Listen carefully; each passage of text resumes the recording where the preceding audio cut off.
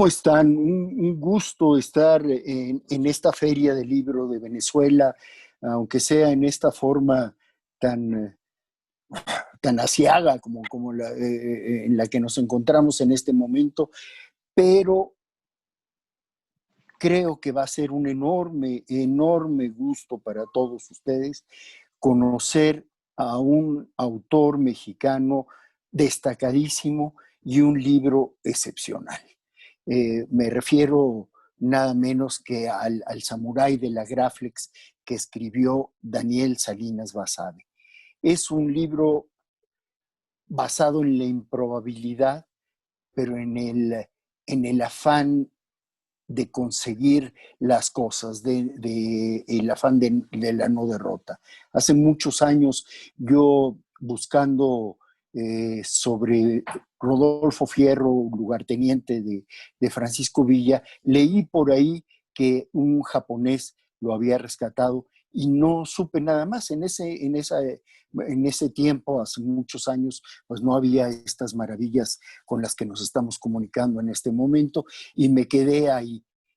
Afortunadamente, Daniel, como escritor, como periodista, como un hombre inteligente y sabio, buscó más allá de esa referencia y eso es lo que nos da el samurái de la Graflex. Yo pensaba, por ejemplo, qué tan universal puede ser Ginko no Naka.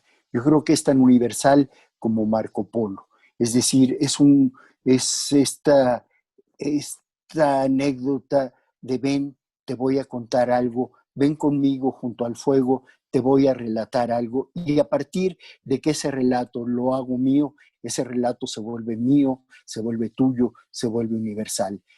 ¿Qué hubiera pasado si Marco Polo no se hubiera encontrado en la prisión con Rustichello de Pisa, que es quien escribió el libro del millón, que son los relatos de Marco Polo? Hubiéramos perdido una parte importante de eso. Bueno, pues en esta ocasión Ginko no Naka encuentra en Daniel Salinas Basabe a su escritor, que hace, además de esta historia, un pedazo entrañable de la voluntad y de la capacidad del migrante para triunfar y para salir adelante.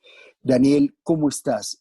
Quisiera que nos platicaras, por favor, cómo te acercaste a este personaje y cómo fue esa decisión para escribir este libro, por favor. Andrés, qué gusto volver a platicar contigo y te agradezco muchísimo tus generosas palabras y bueno, pues qué bello que podamos compartir este momento. Realmente para mí siempre fue un sueño poder visitar Venezuela. Aún no tengo la fortuna de visitar físicamente ese hermoso país, pero bueno, me honra poder estar con ustedes a la distancia y poder ser parte de esta fiesta de los lectores venezolanos y poder compartir estas historias hasta la tierra de Simón Bolívar, de Miranda, tierra de libertadores. Y bueno, pues realmente un honor poder estar en un país tan bello y pues nuevamente agradecerles muchísimo la invitación y el que se acerquen a la literatura hecha en México. Bueno, el caso del samurái de la Graflex, yo llegué primero por la imagen.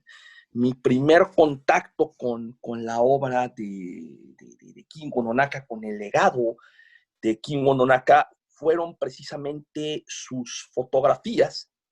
De una manera absolutamente aleatoria, hace 17 años, allá por 2003, apareció en un mercado sobre ruedas de Tijuana buena parte de las viejas fotos y los viejos rollos que había dejado Kingo no Naka en su antiguo estudio cuando pues fue sacado de Tijuana en forma intempestiva en 1942, en enero de 1942, y gran parte de su archivo fotográfico pues quedó a la deriva, quedó mostrenco, y bueno, pues se vendía como curiosidad, como antigüedad en un pequeño mercado callejero, donde fue providencial, aleatoriamente rescatado por el profesor Aguilar Robles. Y entonces, bueno, a raíz de este hallazgo, se monta una exposición en el Centro Cultural Tijuana con las fotografías de King Nonaka, y es ahí donde me acerco por primera vez a la obra de este fotógrafo japonés.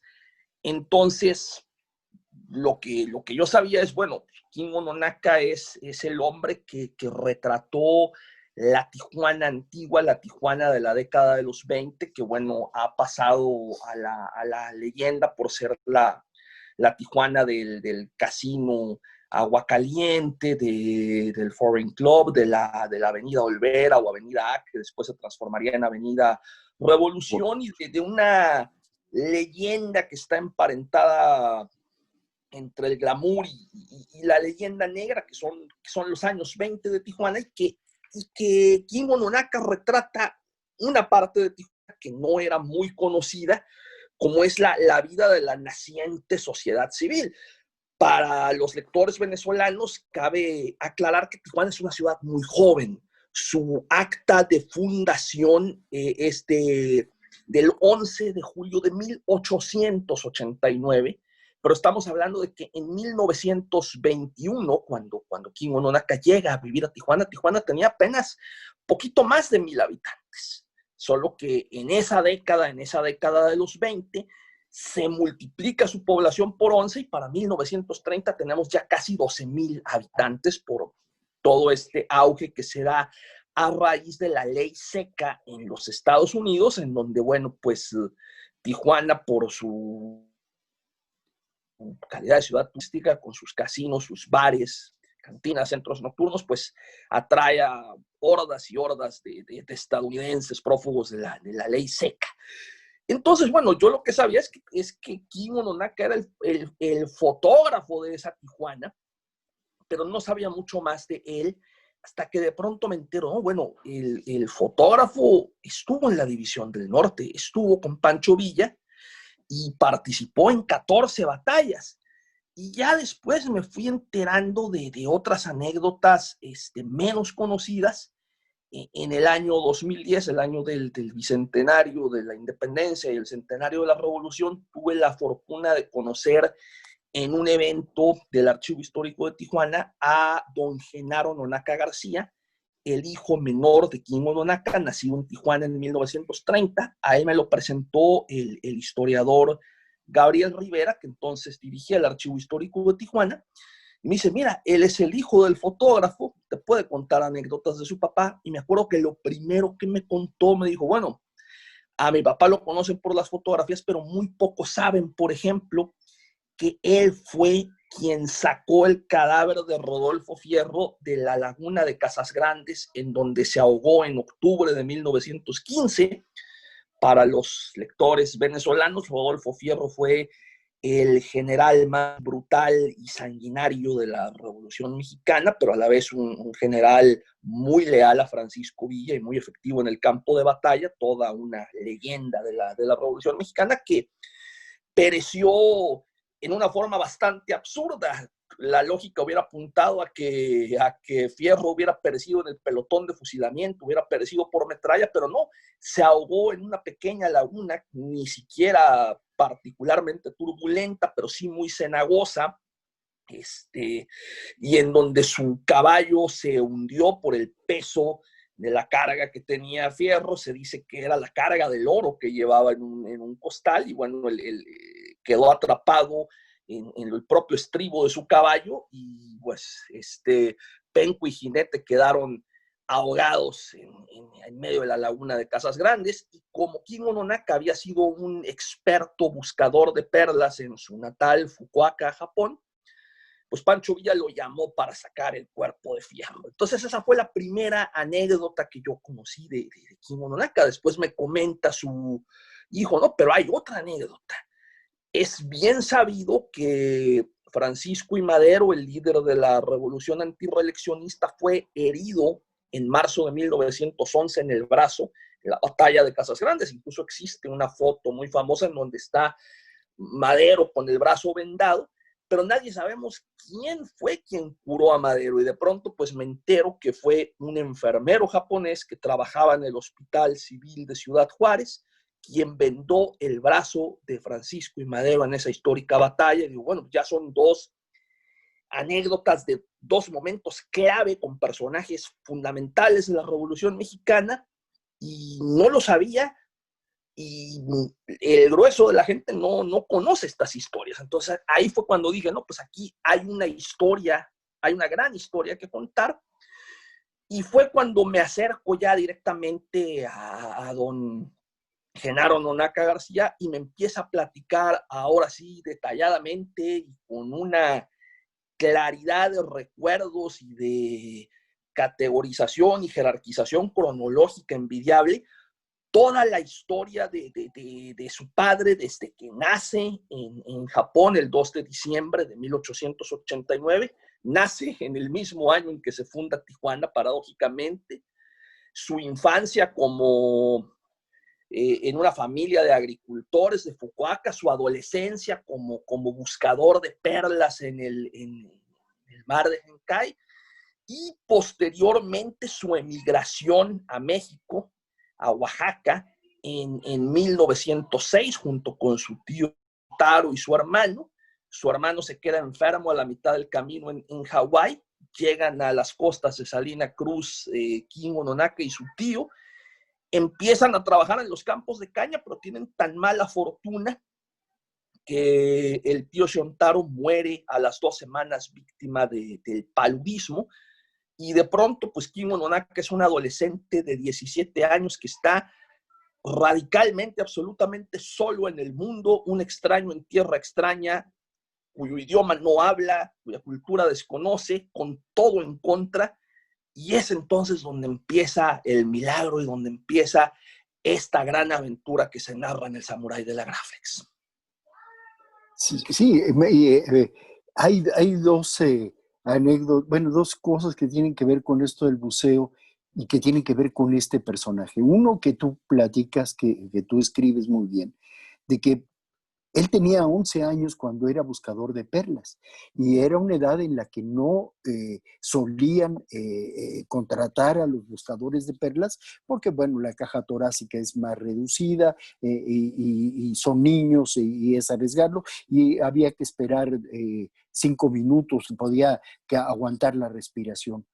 Pero este niño de 11 años tiene la particularidad de concentrarse, de meditar y bajar su nivel cardíaco, su ritmo cardíaco y poder ahorrar oxígeno y bajaba a hacer las perlas. Bueno, lo mismo sucede con los hombres de la División del Norte cuando ven aparecer a este japonés pequeñito para sacar al general Fierro y dicen, bueno, este pequeñito es el que lo va a sacar y 3 días después emerge, bueno, logra amarrar el cadáver del general y lo sacan. Y bueno, esto tiene que ver, yo digo, también con esta historia prácticamente sin azar. Es decir, este muchacho que llega solo a un país que llega con su tío, pero que el tío fallece muy pronto, que se queda solo y que cruza a pie un país inmenso, lleno, sin conocer el idioma y llegar ahí. Es una maravilla de historia que incluso los propios mexicanos, y esto lo digo para los compañeros venezolanos, nosotros los mexicanos no la conocíamos, era una historia que ahora revela Daniel y la revela de una manera magnífica, increíble, en una suerte de reportaje histórico que es prácticamente una novela. ¿No es así, Daniel? Bueno, sí, quizá uno de los mayores dilemas, yo sabía que quería contar esta historia, que esta historia tenía que ser narrada. El tema para mí era, bueno, cómo narrar esa historia, desde dónde narrarla, es decir, quién va a ser el narrador, cuál va a ser la perspectiva. no sabía si apostar abiertamente por una novela histórica con situaciones ficticias y darle a Nonaka una característica de personaje de novela clásica, y de pronto me dices que, bueno, aquí en esta historia no necesito echar mano de la ficción. Sin embargo, no pensé en ningún momento que mi papel fuera usurpar el papel de los historiadores, de tratar de llevar a cabo una biografía formal en términos historiográficos. Entonces, pues creo que recurrí a la vieja libreta de reportero, a mi formación como reportero, y quise narrar la historia de Kingo Nonaka en clave de crónica periodística, en clave de periodismo narrativo, narrarla en presente, narrarla un poco como si yo hubiera sido un reportero que me tocara a seguir a Kingo Nonaka en sus andanzas revolucionarias y estar reflejando desde la toma de Torreón hasta la de Ciudad Juárez, su llegada a Tijuana, su periplo caminando desde Oaxaca a la frontera chihuahuense. Y bueno, el resultado fue un libro híbrido que sí se puede leer como una novela, aunque todo lo que se narra es verdad. Quizá a lo mejor algún purista me podría decir, bueno, en el fondo tú no sabías qué estaba pensando Nonaka o qué pasaba por la cabeza de Nonaka cuando estaba buceando en la laguna o cuáles eran sus pensamientos. Finalmente, el periodismo no puede reproducir el diálogo interno, los pensamientos de las personas, pero bueno, fuera de esas, llamémosle, licencias literarias, puedo decir que todo lo narrado en esa historia es real. Y bueno, coincide mi mayor fuente testimonial, pues es el hijo de Kingo Nonaka, don Genaro Nonaka García. Y bueno, algunos las escuetas testimonios o referencias que hay a este personaje en la historia mexicana, y también las propias memorias de don Kingo Nonaka, que escribió un diario. Desgraciadamente son unas memorias breves, escuetas, en donde creo que habiendo tenido una vida tan rica, se quedó muy corto, pudo haber narrado mucho más. Él era demasiado sobrio en su persona, o sea, tan frugal como era para alimentarse, para vivir, también lo es para narrar, porque narra sin ninguna grandilocuencia aventuras que, bueno, son propias de una epopeya realmente.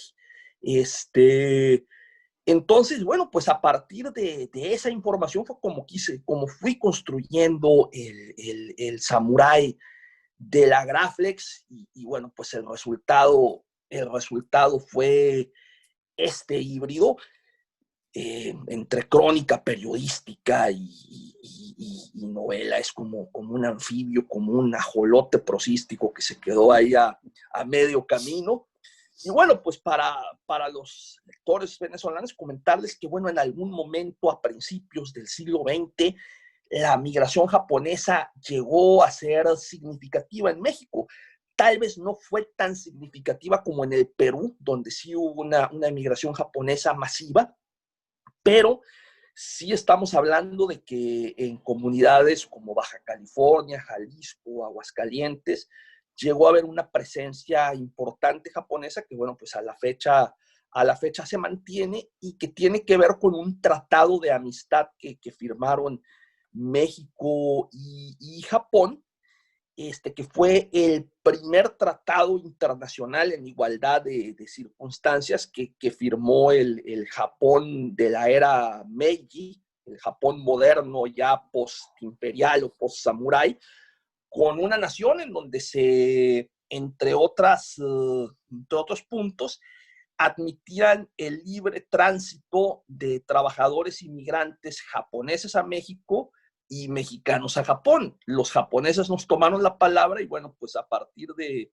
1896 empezaron a haber varias oleadas de migrantes japoneses. Los primeros llegaron a Chiapas, pusieron una cooperativa cafetalera en los altos de Chiapas, después llegaron a Oaxaca, con esta oleada llegó Kingo no Naka, y si bien no fue una migración tan masiva, tan significativa como la china, pues sí estamos hablando de que en la Baja California de los años 20 había una nutrida comunidad japonesa, principalmente integrada por pescadores en la zona de Maneadero. Y bueno, de todos, la mayoría de los japoneses que migraron a esta tierra se dedicaron a la pesca, y Kingo no Naka pues fue el único que se dedicó a la fotografía. Y bueno, pues paradójicamente no solo fue el único japonés que se dedicó a la fotografía, sino que es, con todas las de la ley, el fundador o el padrino del oficio de fotógrafo en Tijuana, porque fue la primera persona que puso un estudio y un laboratorio fotográfico profesional en esta ciudad, estudio La Moderna, que bueno, pues es el primer laboratorio fotográfico de la historia de Tijuana y las primeras fotografías profesionales que se toman en esta ciudad. Así es que, bueno, pues todos los que alguna vez le hemos hecho a la fotografía, aunque sea de manera amateur, en esta ciudad, pues le debemos algo a Kingo no Naka.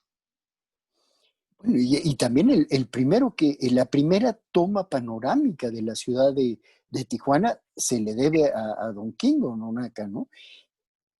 Así es, una fotografía de 1924, tomada desde las laderas de lo que actualmente es la colonia Juárez, que fue la primera foto panorámica con un ángulo que permitía abarcar todo el perímetro de la ciudad, y que nunca se había tenido hasta entonces una imagen tan completa de la ciudad. Estoy buscando si tengo la fotografía por aquí, porque pues esa foto es histórica, y es la primera gran foto de Tijuana. Bueno, este es Kingo no Naka con su uniforme de capitán primero en la División del Norte.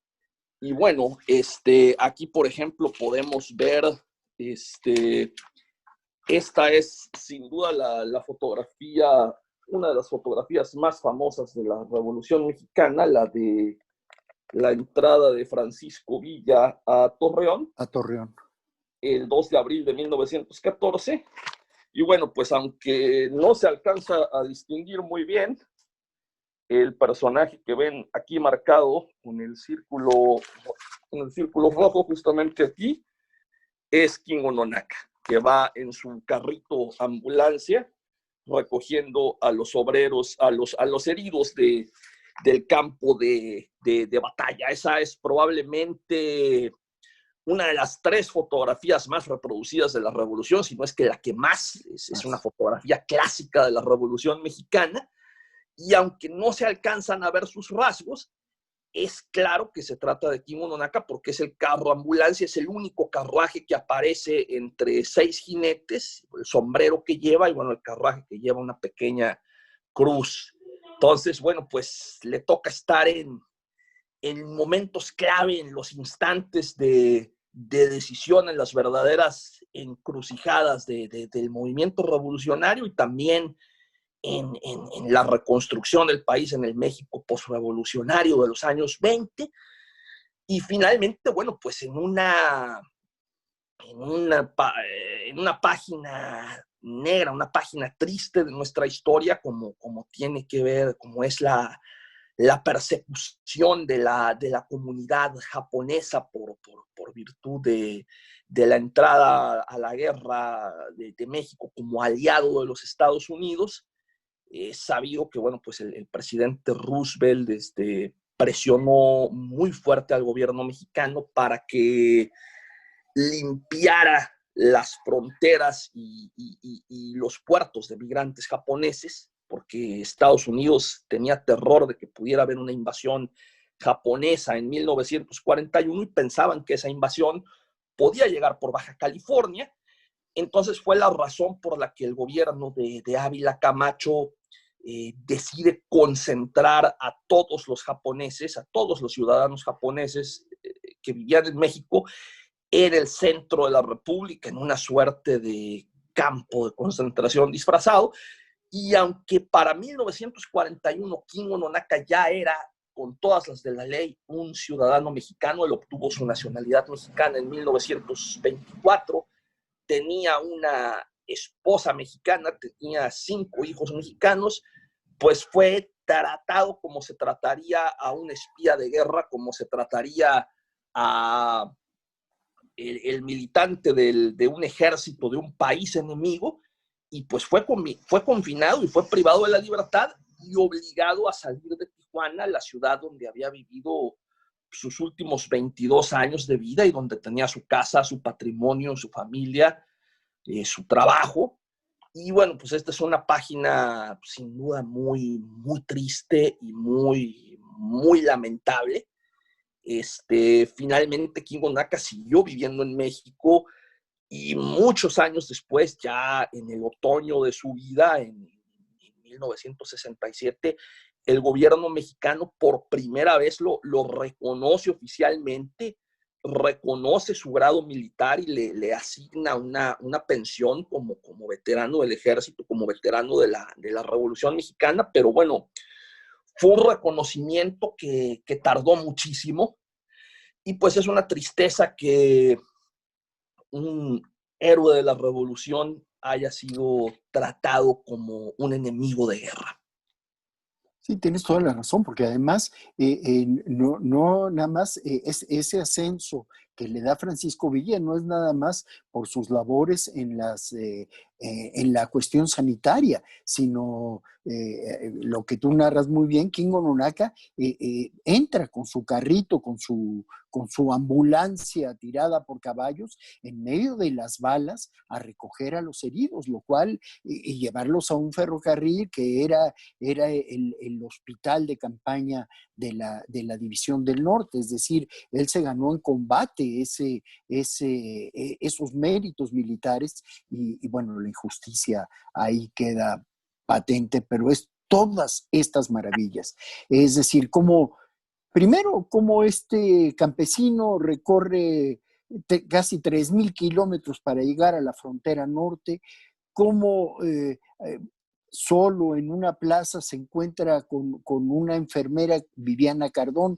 que es quien le enseña el oficio, y cómo él empieza barriendo en el hospital y va conociendo eso, cómo en una visita a un amigo llegan a la casa del amigo y llevan a un hombre pequeñito herido y ese hombre es Francisco I. Madero, cómo se encuentra con el general Villa, cómo lo integran a las fuerzas sanitarias, luego cómo llega a convertirse en fotógrafo, es decir, es una vida llena de azares, por eso decía yo, es una historia improbable, pero hecha a partir de la posibilidad de la actitud y de la voluntad.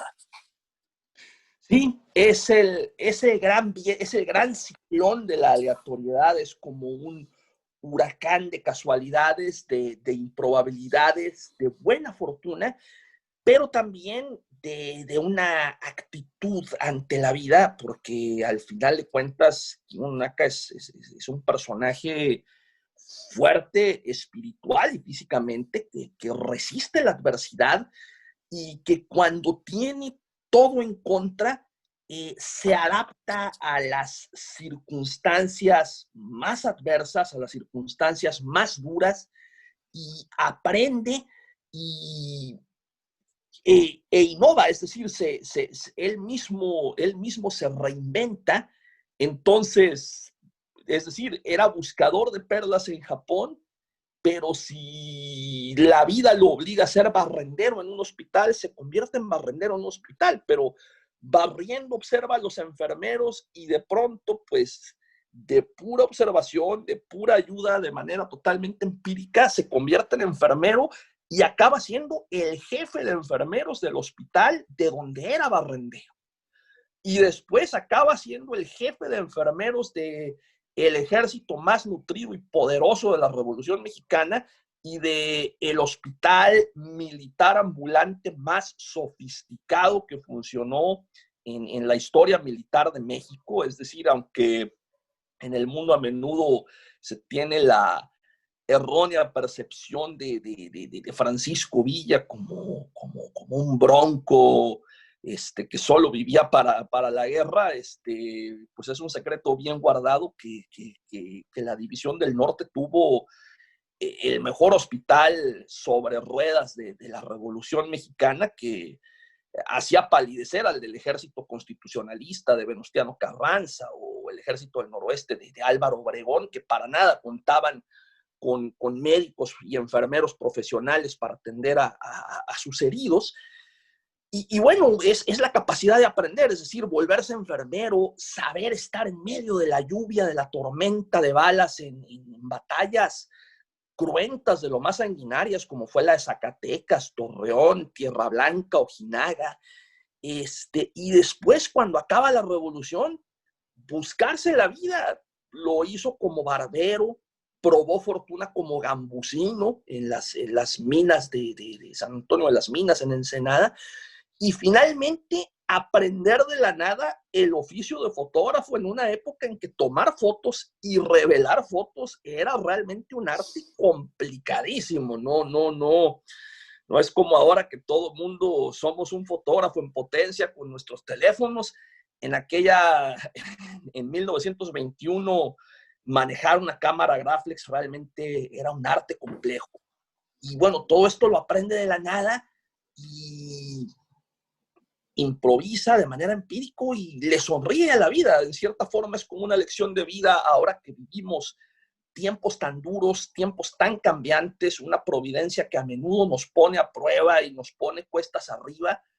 Pues tenemos que reinventarnos nosotros mismos. Y bueno, Nonaka se reinventa como fotógrafo, pero también como mecánico automotriz e incluso como lector de huellas dactilares. Él fue también quien introdujo la dactilografía a Tijuana y trabajó oficialmente como policía municipal de Tijuana, especializado en leer huellas digitales. Entonces, bueno, pues es una constante de estar aprendiendo, poniéndole buena cara a la vida y fundiéndose con nuevas culturas. Es la historia de un enfermero y fotógrafo japonés, pero pues en cierta forma es la historia de todos los migrantes del mundo y es un tributo a todos los migrantes del mundo que en una tierra extraña logran innovar y reinventarse como personas y transformarse. Y pues bueno, esa es la gran lección de vida de Kingo Nonaka, que bueno, es un símbolo en una ciudad como Tijuana, que es una ciudad en donde todos somos migrantes y en donde todos de una u otra forma luchamos por salir adelante, aun cuando a veces tenemos todo en contra. Pues esa es, amigos de Venezuela, el maravilloso libro que escribió Daniel Salinas Basabe. Además, con una pluma, una forma de narrar que no es difícil dejar de leer este libro apasionante de esta vida también absolutamente apasionante. Yo quiero agradecerle a Daniel su participación en esta presentación y a todos ustedes en Venezuela un abrazo muy sincero y nuestros mejores deseos siempre, y que la lectura esté siempre enfrente de cualquier vicisitud. Muchas gracias. Muchísimas gracias, Andrés. Muchísimas gracias, amigos lectores de Venezuela. Lectores somos, en el camino andamos. Los libros nos unen, los libros no tienen fronteras. Un abrazo a todos.